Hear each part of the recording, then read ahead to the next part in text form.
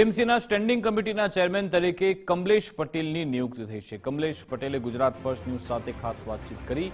અમદાવાદ શહેરનો વધુ વિકાસ એ જ અમારી પ્રાથમિકતા। અમદાવાદના જે વિસ્તારો વંચિત છે તેને ન્યાય અપાશે। શહેરમાં પૂર્વ અને પશ્ચિમ જેવો ભેદ નથી રહ્યો। જવાબદારી સોંપવા બદલ પક્ષનો આભાર।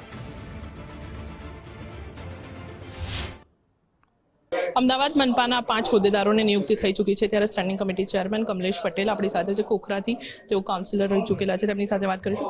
કમલેશભાઈ, સ્ટેન્ડિંગ કમિટીના ચેરમેન તરીકે નિયુક્તિ થઈ છે, શું કહેશો?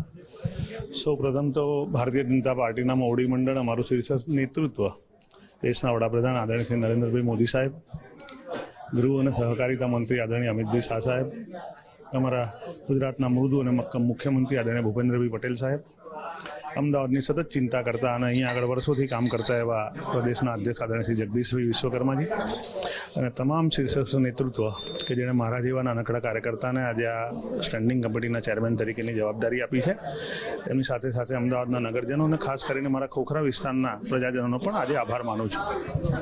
આ અમદાવાદ શહેરની વાત કરીએ, 18,000 કરોડનું ખૂબ મોટું બજેટ છે, તે અત્યાર સુધી સ્ટેન્ડિંગ કમિટી ચેરમેન પાસ કરતા આવ્યા છે, પરંતુ સૌ કોઈની નજર હોય છે ક્યાંક અમદાવાદના પૂર્વ વિસ્તાર સાથે વધારે જોડાયેલો છે, કારણ કે પૂર્વમાં અનેક સમસ્યાઓ છે। હવે આપ પણ પૂર્વ વિસ્તારથી છો, કેવી રીતે જુઓ છો અને ખાસ પૂર્વ વિસ્તારની જનતાને શું કહેશો? વર્ષો પહેલાં આપ જોતા હશો તો પૂર્વ અને પશ્ચિમનો ભેદ હતો। હું માનું છું કે પાછલા વર્ષોમાં આ ભેદ નીકળી ગયો છે અને છતાં પણ ક્યાં એવું લાગશે કે ભાઈ વિકાસની જરૂરિયાત છે તો એને પ્રાથમિકતા આપવામાં આવશે। તો આ હતા સ્ટેન્ડિંગ કમિટી ચેરમેન કમલેશભાઈ, તેમનું કહેવું છે કે જે પણ વિસ્તાર છે જ્યાં વિકાસની જરૂરિયાત હશે તે તમામ વિસ્તારોને પ્રાથમિકતા આપવામાં આવશે। કેમેરામેન વિનોદ સાથે રીમા દોશી, ગુજરાત ફર્સ્ટ, અમદાવાદ।